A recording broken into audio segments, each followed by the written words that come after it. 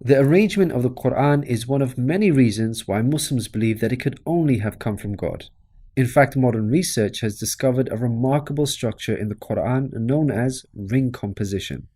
To demonstrate this, let's analyze the second chapter of the Qur'an known as Al-Baqarah, the cow. This chapter consists of a total of 286 verses.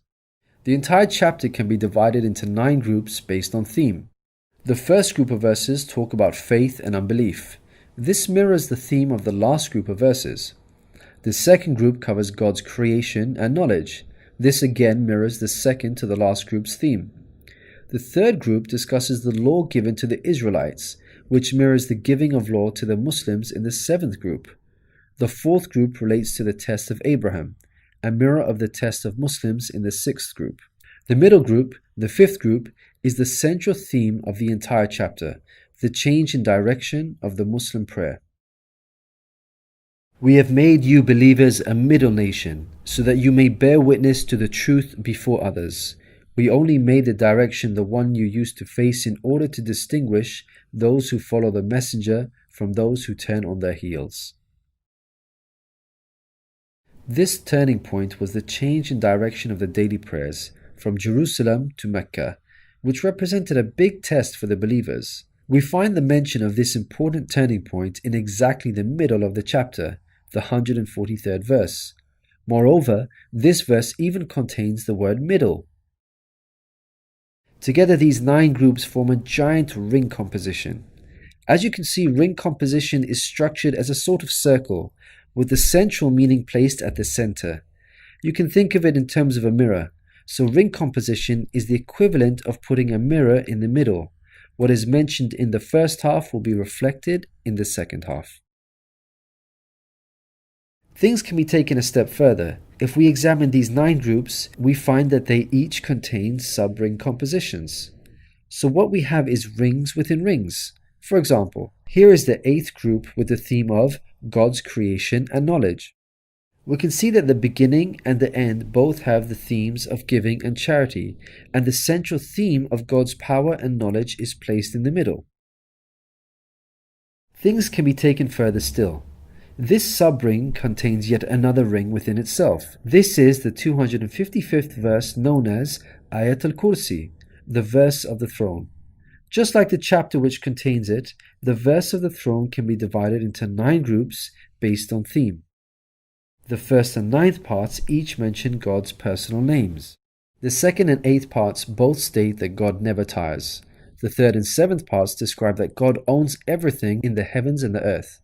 The 4th and 6th parts make it clear that God has total control over us and we are dependent on Him. Notice that the middle of this verse mentions before and after, which could be yet another allusion to the mirroring of ring composition. It's worth highlighting that not only does the verse of the throne contain its own ring composition, but it is also positioned as a sub-ring within 2 larger rings, a concentric ring composition. We can see that this chapter of the Qur'an is marvelously designed, being precisely and tightly arranged according to the principles of ring composition. This precision in arrangement is in fact astonishing when we consider the timing of the revelation of these verses. To appreciate this, let's consider the analogy of building construction. Imagine you had the task of building a house.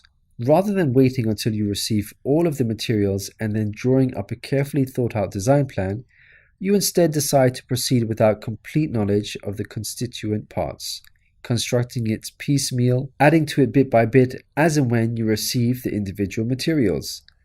What are the chances that this approach will result in a well-constructed house? Unlike an organized approach where each part is placed in its best possible position according to a design plan, instead you have a situation where it seems each part is placed arbitrarily, depending on the order in which the parts were received.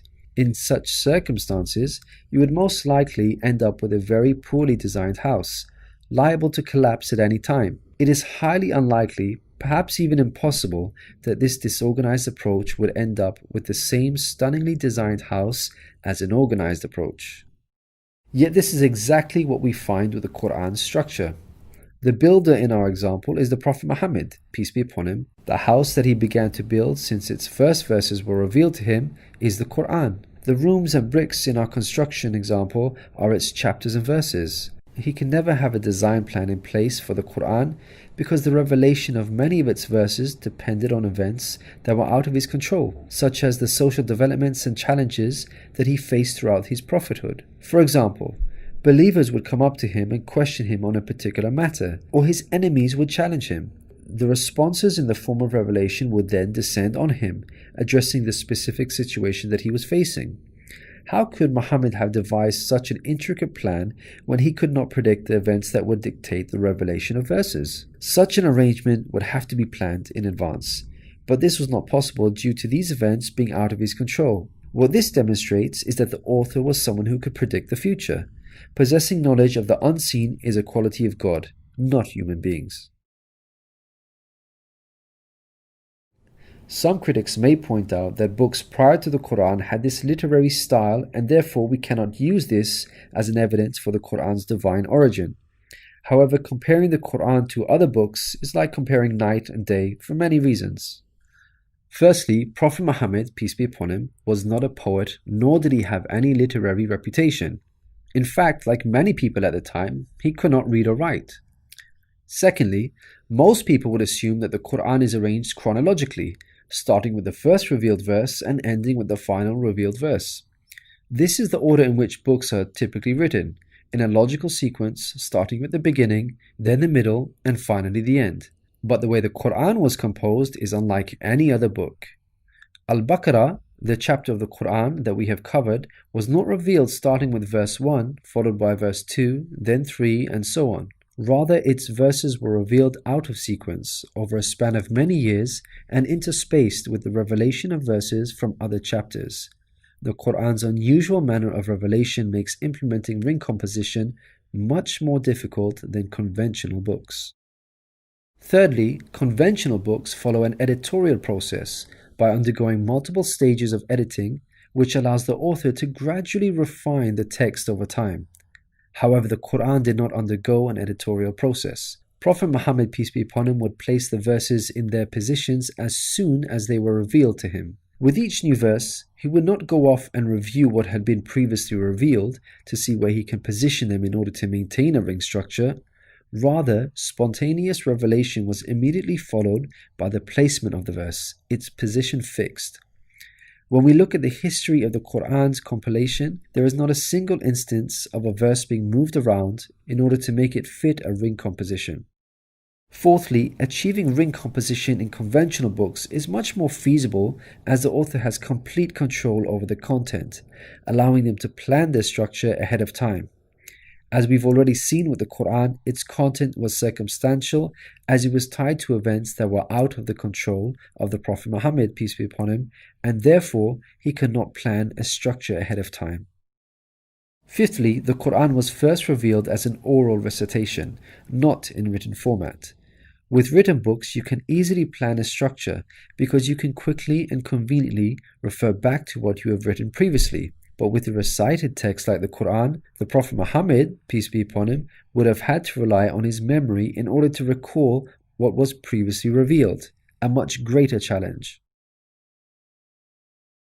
In light of all these difficult circumstances, wouldn't you expect the Qur'an's structure to be jumbled? What we find against all odds, however, is that the Qur'an contains a remarkably sophisticated structure. The circumstances of the Qur'an's revelation, together with its precision and harmony, represent a compelling argument for its divine origin. Your companion is neither astray nor being misled, nor does he say anything of his own desire. It is no less than inspiration sent down to him. He was taught by one mighty in power.